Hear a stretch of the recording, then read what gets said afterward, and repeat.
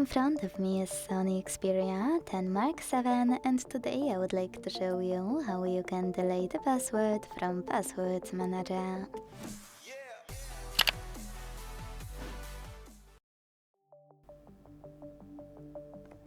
If you want to get rid of any password that you no longer need from your manager, here's how to do it.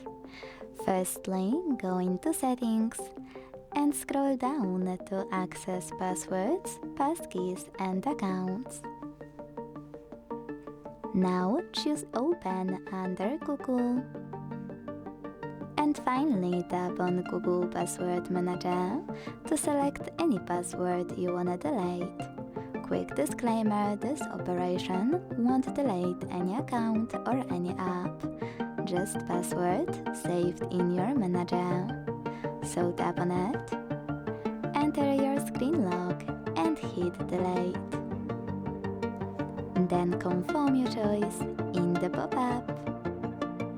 Thanks so much for watching. If you enjoyed this video, leave a like, comment and subscribe. Bye!